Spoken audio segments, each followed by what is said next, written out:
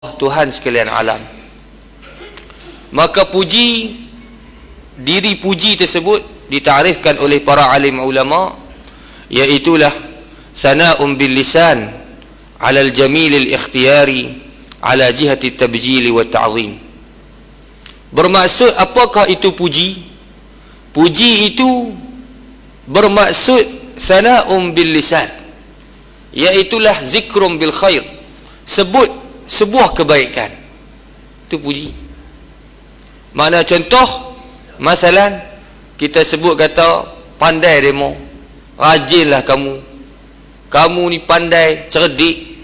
Sana'um bil lisan dengan makna zikrul khair, menyebut akan kebajikan dan juga kebaikan yang ada pada sifat al-mamduh, pada tubuh yang dipuji. Itu puji. Ala jihati tabjil wa ta'zim, di atas jalan tabjil wa ta'zim, di atas jalan untuk mengagungkan. Bermaksud kita sebut kebaikan bukan tujuan untuk menghina, tetapi tujuannya untuk memuji, untuk mengagungkan akan orang tersebut, maka itu dipanggil puji. Kalau kita sebut kebajikan orang tapi kita murak kita nak peli dia, hak tu tidak dipanggil sebagai alhamd. Alhamd tu dia, iaitulah memuji. Allah Subhanahu wa taala sebut Al-Quran, "Dzuq innaka antal azizul karim, innaka antal aziz al-aziz al-hakim." Allah taala sebut kepada orang-orang yang berada di dalam ahli neraka, Zuq, rasakanlah. Rasakan apa? Rasakan azab api neraka. Innaka antal aziz, engkaulah wahai orang-orang yang berada dalam api neraka, orang-orang yang gagah perkasa. Yang kata gedebel sangat tu, Allah Ta'ala menyifatkan akan orang yang masuk neraka bil aziz, dengan megah, dengan gagah perkasa. Tapi semua kita maklum, Allah Subhanahu wa Ta'ala menyebutkan ala sabili tahakkum, di atas dasar hanyalah Allah Ta'ala ingin dak memburukkan akan orang-orang yang masuk api neraka. Rasakanlah azab api neraka, engkaulah yang gagah perkasa. Kalau itu tidak dipanggil puji. Tuan-tuan, bila sebut kata puji ni, alhamdulillahi rabbil alamin, segala puji. Kenapa diibaratkan dengan segala puji? Kerana alif lam itu sebahagian ulama mengatakan lil istighraq. Alhamdu, alif lam tu bukan duduk saja. Alif lam tu ada makna. Alhamdu alif lam tu, diri alif wal lam, itu ada maknanya. Kata sebahagian ulama itu lil istighraq. Al dengan makna menghabisi. Ai kullu fardin min afradil hamdi mukhtassun lillah. Segala jenis puji itu berhak dan tertentu hanya kepada Allah Subhanahu wa Ta'ala. Bagaimana? Kerana puji itu kadangkala imma daripada Allah kepada Allah, kadangkala daripada masyaallah, daripada Allah kepada Allah. Mana Allah Subhanahu wa Ta'ala menyifatkan diri dia ni'mal maula wa ni'man nasir, sebaik-baik Tuhan dan sebaik-baik penjaga. Tuhan puji, ya Tuhan puji diri. Kerana apa? Memuji diri itu hanyalah sifat yang khusus bagi Allah, maka tidak layak untuk diberikan kepada makhluk. Sebab itulah hadis qudsi baginda Nabi sallallahu alaihi wasallam fima yarwi an rabbih tabaraka wa ta'ala annahu qala, bahwasanya Allah Subhanahu wa Ta'ala berfirman, al-kibriya'u ridai, sesungguhnya kebesaran itu ialah kain pakaiku, wal 'azamatu izari, dan juga kebesaran itu kain, seumpama kain pelekatku. Allah Subhanahu wa Ta'ala menyifatkan kebesaran dan juga keangkuhan itu adalah hak milik mutlak Allah Subhanahu wa Ta'ala. Faman naza'ani wahidan minhuma alqaituhu fi jahannam wala ubali. Siapa yang cuba merebut dua sifat ini, sifat mana? Keangkuhan dan juga kebesaran daripadaku, alqaituhu fi jahannam wala ubali. Aku akan lemparkan dia dalam api neraka dan aku tidak peduli. Kerana apa tuan-tuan? Kerana hak ni memuji diri, iaitulah hak milik daripada Allah Subhanahu wa taala. Kerana itu dipanggil sebagai al-kibriya wal azamah, kebesaran dan keangkuhan. Kadang-kala Allah Subhanahu wa taala memuji akan makhluk sendiri, iaitulah Allah Subhanahu wa taala berfirman pada Sayyidina Ayyub, ni'mal abdu innahu awwab, sebaik-baik hamba Ayyub, innahu awwab ay kasirut taubah, dia ni banyak bertaubat. Kadang-kala puji itu daripada kita kepada Allah, alhamdulillahirabbil alamin, itu dalam sembahyang kita. Kadang-kala puji itu sama-sama kita, hamdu hadithin li hadis. Saya puji tuan-tuan, tuan-tuan puji saya. Saya puji kata comel demo, rajinlah. Kita sebut comel, makna kata segok, cantik. Hak tu sifat khalqiyah, bangsa tubuh badan, bangsa kejadian. Kadang-kala puji juga tentang khuluqiyah, iaitulah sifat perangai. Seumpama masalah kamu ni rajin. Maka tuan-tuan, semua jenis pujian itu hak milik Allah. Apa maksudnya? Sama ada Allah puji dirinya, ataupun Allah puji hambanya, ataupun hambanya memuji Allah, ataupun hamba sesama hamba memuji, semua itu kembali kepada Allah. Kerana wallahu khalaqakum wa ma ta'malun. Allahu khaliqu kulli syai'. Allah yang menjadikan segala sesuatu. Maka kerana itulah, jikalau kita memuji akan orang lain, hendaklah kita tilik kepada yang memberi nikmat. Kerana itu bila mana kita lihat satu nikmat, baginda Nabi kita Muhammad sallallahu alaihi wasallam mengajarkan apa? Bila tengok nikmat, jangan sebut puji dulu. Jangan kata, oh cantiklah, segoklah, indahlah. Jangan. Mulakan seperti mana yang diajarkan oleh Nabi sallallahu alaihi wasallam, qulu masya-Allah. Buatlah masya-Allah. Kerana apa? Kerana supaya mengembalikan nikmat kepada Tuhan asalnya, yakni Allah.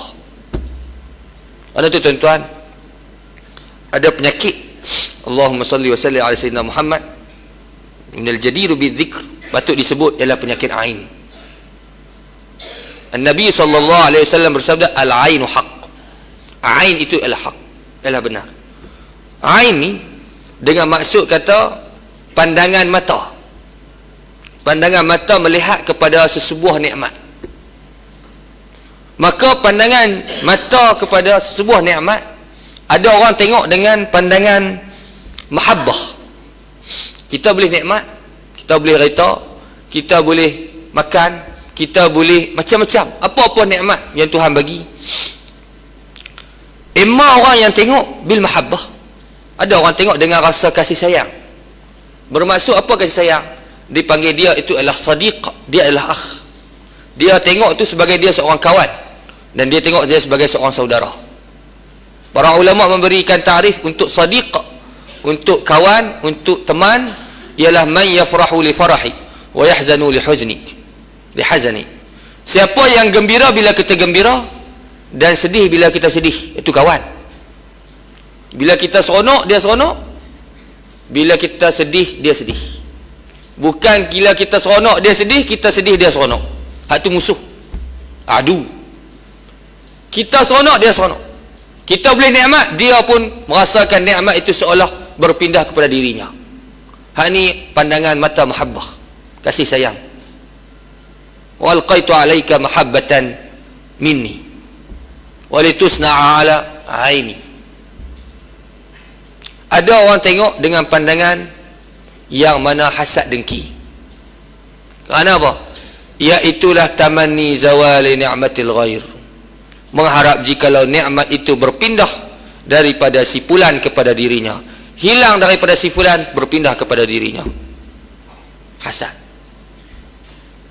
Ada orang yang mana di mata dia itu ada ain, bermaksud jikalau dia melihat kepada orang yang mempunyai nikmat atas dirinya, niscaya berlaku keburukan atasnya. An-Nabi sallallahu alaihi wasallam memberi taukid, memberi jaminan bahawa penyakit ini adalah benar. Abda al-ainu haq. Siapa yang tahu kata dia ada penyakit ain? Wallahu a'lam. Mungkin dia ada ain, orang tersebut ada ain, mungkin orang tersebut tak ada ain. Saya tengok nikmat tersebut, tengok Allah, comel lah budak ni, kita pegang pun pipi dia, comel budak, pegang pipi. Faham tak? Jangan lupa sebut nama Allah Subhanahu wa ta'ala, kerana Masya Allah yadfa'ul ain. Masya Allah itu menghilangkan ain tersebut. Ain tu apa? Panahan pandangan mata. Kita tengok nikmat tu, tengok gitu. Maka kadang-kala bila kita tengok itu, kekuatan ain tersebut boleh menyebabkan bala, menyebabkan mudarat kepada budak. Wal haqiqah mudarat, semua manfaat mudarat semua daripada Allah. Cumanya Allah Ta'ala menjadikan asbab, menjadikan asbab di atas makhluknya. Maka daripada perkara yang menghilangkan ain ialah menyebut nama Allah. Qulu Masya Allah, sebut Masya Allah. Bila mana baginda Nabi SAW duduk bersama sahabat, ada sahabat yang pakai pakaian elok, pakai pakaian elok, kemudian sahabat dia tengok puji, cantik baju, segak, kemah. Nabi SAW tegur, qataltum akhakum, kamu ni nak bunuh saudara kamu ke? Pasal apa? Kerana tidak disebut akan kalimah Allah. Maka tuan-tuan, menunjukkan di sini apa dia? Menunjukkan bahawasanya segala nikmat perlu dikembalikan kepada Allah. Andai kata nikmat itu tidak dikembalikan kepada Allah Subhanahu wa ta'ala, maka padanya ditarik nikmat tersebut. Kerana apa? Allah Subhanahu wa ta'ala sebut Al-Quran, la in syakartum azidannakum. Jikalau kamu bersyukur, aku tambah. Bersyukur ada apa? Ala ni'mah, di atas nikmat yang Allah Ta'ala Allah Ta'ala bagi. Allah Ta'ala sebut Al-Quran, wa litukabbirullaha ala ma hadakum. Hendaklah kamu bertakbir akan Allah Ta'ala ala ma hadakum li ajli hidayatihi iyyakum, atas dasar nikmat hidayah yang Allah Ta'ala bagi. Maksudnya nikmat hidayah pun juga hendak disebut nama Allah. Litukabbirullaha, sebut nama Allah. Baik, kalau tak sebut nama Allah, kalau tidak bersyukur akan nikmat Allah Subhanahu wa ta'ala, apa yang akan jadi? Wala in kafartum inna azabi lasyadid. Jikalau kufurlah oleh kamu, tidak memuji, tidak bersyukur, tidak, inna azabi lasyadid, sesungguhnya azab aku sangatlah pedih. Bermaksud nikmat ini perlu diikat dengan Allah Subhanahu wa ta'ala, sahibun ni'mah, Tuhan punya nikmat. Kerana itulah Sayyidina al-Imam Ibn Athaillah As-Sakandari radhiyallahu ta'ala anhu menyebutlah hikam dia, syukru qaidun ni'am. Syukur, puji, semua ini ialah pengikat bagi nikmat. Man lam yashkurin ni'am faqad ta'arrada li zawaliha. Siapa yang tak syukur nikmat, dia sedang menunggu masa untuk kehilangan nikmat tersebut. Macam manusia, kalau tiap-tiap hari kita buat baik kepada orang, dia tak pernah ucap terima kasih, tunggu masa kita tak tolong dah. Tu bagi ucap terima kasih pun tak mau. Ucap terima kasih pun tak mau, nak buat guna. Yang tu sama-sama kita dengan makhluk. Itu pun Nabi sallallahu alaihi wa alihi wa sahbihi wasallam menyebutlah hadis fi ma rawahu Tirmizi, man asda ilaikum ma'rufan fakafi'uh. Siapa yang buat baik kepada kamu, balas balik. Fa illam tastati'u faqulu jazakallahu khaira. Kalau tak boleh balas, kembalikan nikmat tersebut kepada Allah, jazakallahu khaira. Kita sebut pada orang, bukan ucapan terima kasih saja, jazakallahu khaira. Moga-moga Tuhan yang boleh membalas akan jasa kamu. Kembalikan nikmat kepada Allah Ta'ala. Siapa yang tidak bersyukur, tunggu masa kehilangan nikmat tersebut. Wa man syakaraha faqad qayyadaha bi'iqaliha. Siapa yang bersyukur, niscaya dia sudah mengikat akan nikmat dengan tambatan dia. Kalau dia bersyukur, umpama unta yang diletakkan iqal. Iqal tu yang iqal tu ikatan yang orang tak kepala Saudi. Seolahnya unta tu dah lekat dengan iqalnya, maka unta tu tidak akan bergerak. Ini tuan-tuan dia ialah daripada mafhum yang kita fahami daripada alhamdulillahirabbil alamin. Segala puji semuanya itu dikembalikan kepada Allah Subhanahu wa taala, kerana Allah lah yang menjadikan dan menciptakan perkara tersebut. Sebab tu tuan-tuan, bila mana kita dibuat baik kepada kita oleh manusia, Nabi kita sallallahu alaihi wasallam bagi tahu jazakallahu khairah. Sebab apa tuan-tuan? Sebenarnya hakikatnya yang menolong kita bukanlah orang tersebut. Yang menolong kita ialah Allah Subhanahu wa taala. Sebab itulah dalam Musnad Abi Hanifah menyebutkan sebuah hadis daripada baginda Nabi sallallahu alaihi wasallam, "Man lam yashkurin nas lam yashkurillah." Siapa yang tidak berterima kasih kepada manusia, hakikatnya dia tidak berterima kasih kepada Allah. Kerana apa? Jikalau pada hakikah, jikalau pada zahir perkara pun dia tidak berterima kasih, apatah lagi batin perkara tersebut. Jikalau Allah Ta'ala meletakkan asbab, iaitulah manusia membawa kebajikan pada diri dia, itu pun dia tak ucap terima kasih, apatah lagi dia nak mengembalikan nikmat itu kepada yang menciptakan nikmat. Kerana manusia melihat apa yang di sisinya itu zahir sahaja. Nampak zahir, hak batin tak nampak. Hak zahir pun tak nampak, hak batin lagi-lagi tak nampak. Kerana itu Nabi kita sebut man lam yashkurin nas, tak terima kasih kepada manusia, hakikatnya dia tak terima kasih kepada Ta'ala. Man lam yashkurin nas lam yashkurillah. Kerana apa? Kerana Allah Ta'ala yang menjadikan akan perbuatan tersebut. Tuan-tuan, kalau kita tengok dalam kitab Sayyidina Ibrahim alaihi salatu wassalam, Nabi Ibrahim bertanya kepada Allah Ta'ala, "Ya Allah, mimman idda?" Ya Allah, daripada mana? Daripada mana? Daripada mana datangnya itu penyakit? Mimman idda.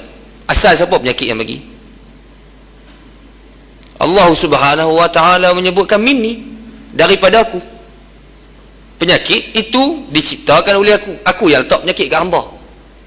Kemudian Nabi Ibrahim bertanya pula, "Wa mimman iddawa?" Dan daripada siapakah datangnya ubat? Penyembuh. Ubat tu datang dari siapa? Qala minni. Allah Ta'ala jawab pula, ubat itu datangnya juga daripada aku. Kesembuhan datang juga daripada aku. Ketika itu Nabi Ibrahim berfikir. Dia kata, "Fa fima tabib izan?" Kalau begitu apa faedah doktor? Doktor untuk apa? Dia kata penyakit. Penyakit pun daripada Tuhan. Sembuh pun daripada Tuhan. Ubat pun daripada Tuhan. Dah tu apa faedah datangnya at-tabib?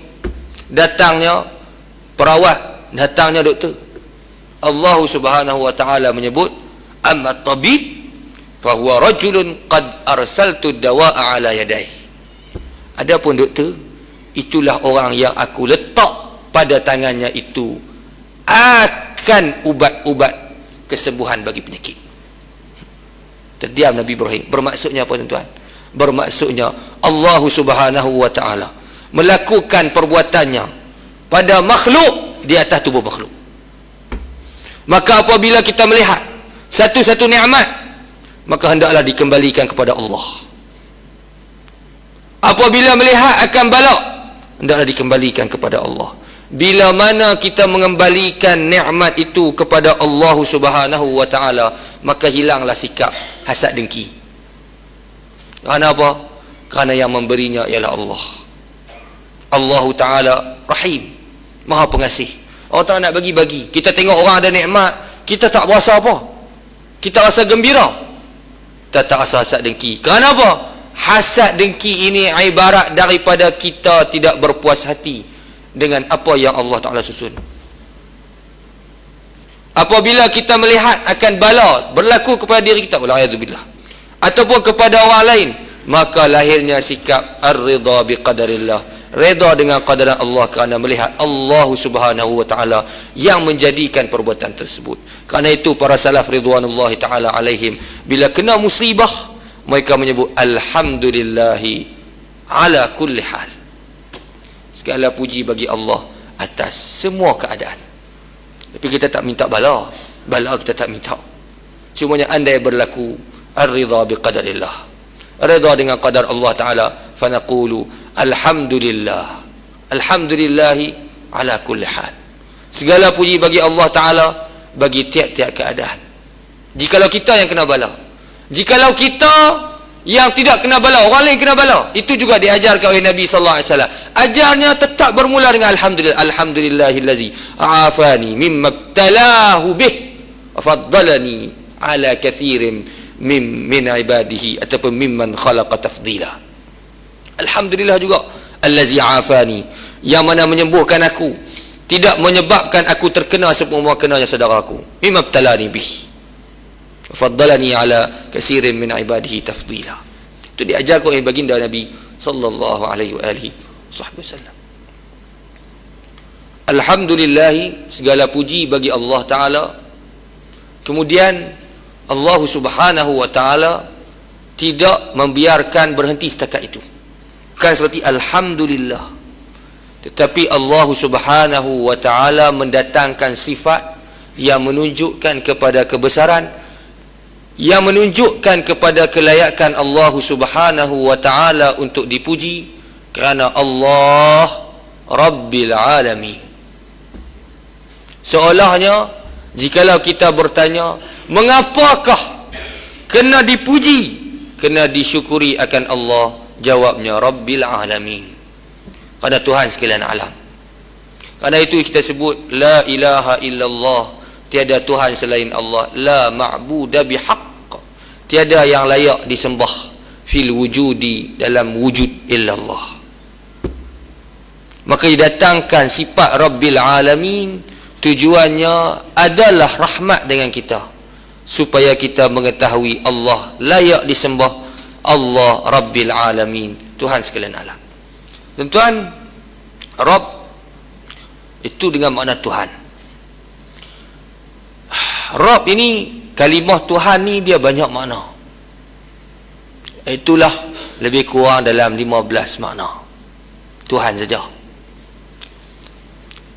Imam As-Suja'i rahmatullahi alaih, dia menyebutkan 15 makna dalam 3 bait. Dia sebut qaribun, muhitun, malikun wa mudabbiru, murabbin, kasirul khairi wal mulilin ni'am, wa khaliquna al-ma'budu wa jabiru kasrina, wa khaliquna wa muslihuna was sahibu al-thabitul qidam, wa jami'una as-sayyidu ihfaz fa hadhihi ma'anin atat lirabbi fad'u liman nazam. Ada 15 makna.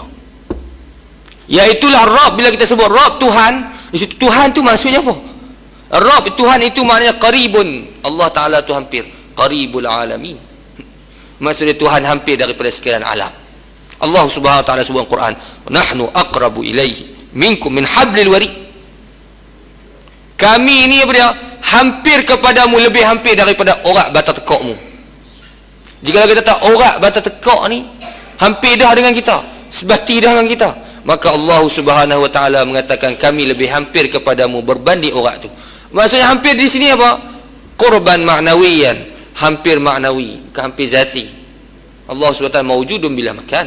Allah Ta'ala tidak perlu pada tempat. Murad di sini apa? Allah Subhanahu wa Ta'ala hampir kepada al-alamin. Terbuka pintu taubat sentiasa untuk hamba-hamba dia. Tapi yang selalu kita maklum, bila sebut Rabbil Alamin, Tuhan sekalian alam, dengan mana Rabb Tuhan, dengan mana Al-Malik. Al-Malik dengan makna yang menguasai sekalian alam.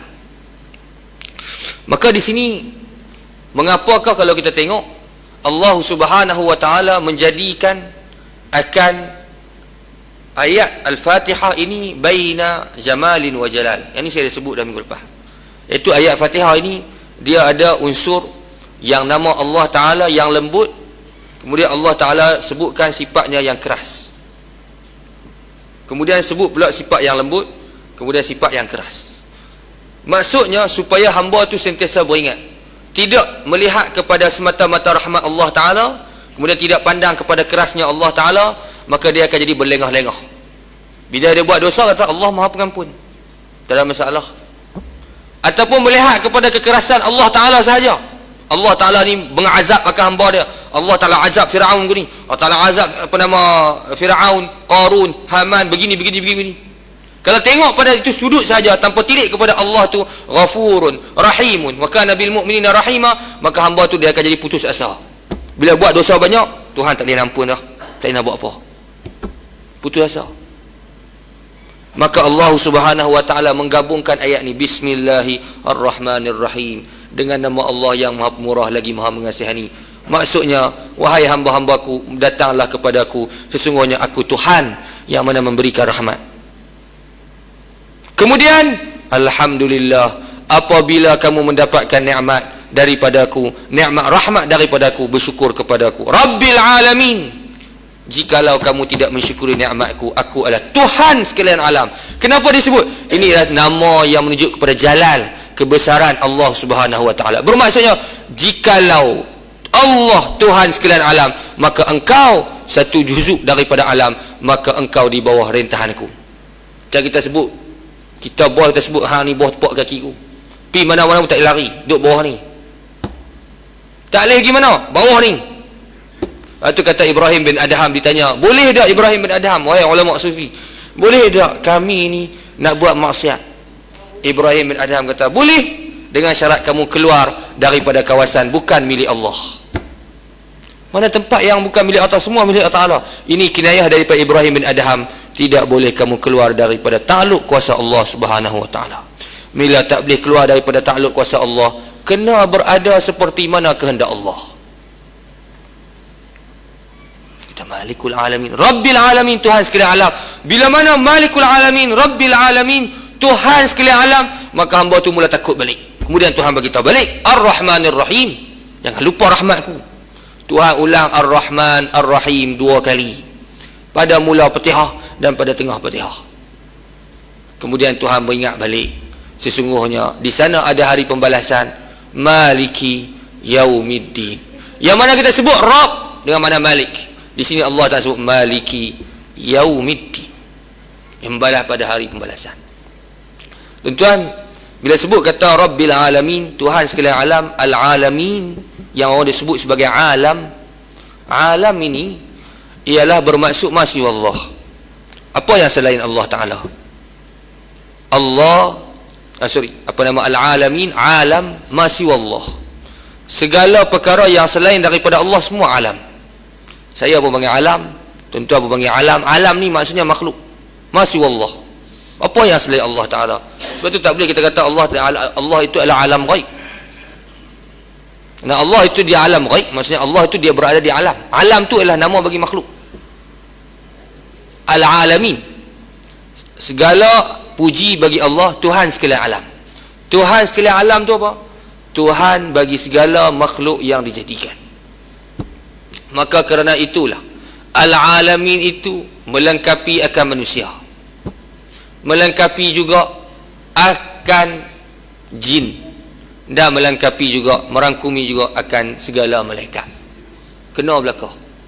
Semua ini di bawah ta'aluk Allah Subhanahu wa ta'ala. Kemudian Allah Ta'ala sebut dalam Quran Ar-Rahmanir Rahim sebagai taukid, sebagai satu penguat bagi ayat yang sebelum. Kemudian Tuhan sebut Maliki Yaumiddin. Maliki Yaumiddin bermaksud kata yang mana memiliki, dengan makna yang menguasai hari pembalasan. Tuan-tuan, hari Yaumiddin asalnya kalau kita faham ad-din tu agama. Tapi ad-din ni dia bukan makna satu saja, dia banyak. Sebab tu ad-din datang dengan makna al-jaza, datang juga dengan makna apa? Dengan al-hisab. Ad-din datang juga makna al-jaza. Al-jaza ni pembalasan. Lepas tu orang Arab kata kama tudin tudan. Kalau hang berhutang dengan orang, kamu pun akan dihutang. Buat jahat pada orang, orang buat jahat juga padamu. Panggil tudin tudan. Din. Din dengan makna di sini bukan hari agama. Din sini dengan makna jaza, yang menguasai hari pembalasan. Apa maksudnya? Yang menguasai, yang akan membalas pada hari tersebut akan segala hamba-hambanya. Sebab itu daripada nama Allah Ad-Dayyan. Ad-Dayyan ni apa? Yang membalas perbuatan hambanya. Kenapa disebut Maliki Yaumiddin? Tuhan memiliki hari pembalasan. Bukan Tuhan memiliki hari pembalasannya, Tuhan memiliki hatta hari dunia. Kalau hari pembalasan tu hari akhirat, Tuhan ni menguasai dah hari dunia, Tuhan pun menguasai dunia. Hari dunia pun Tuhan menguasai. Kenapa disebutkan dalam ayat Quran ni Maliki Yaumiddin? Dikhususkan Tuhan tu menguasai hari pembalasan, kerana pada hari tersebut tidak akan diberi kepada seorang melainkan dengan apa yang selayak yang diberi padanya.